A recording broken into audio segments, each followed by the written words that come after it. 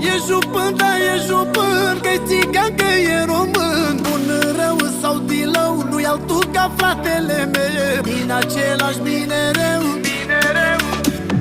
frate lângă frate, grapă piatra în șapte, se dau munții la o parte, marea în două se desparte. Frăția adevărată nu poate fi cumpărată, dar ea dușmanul nu latră.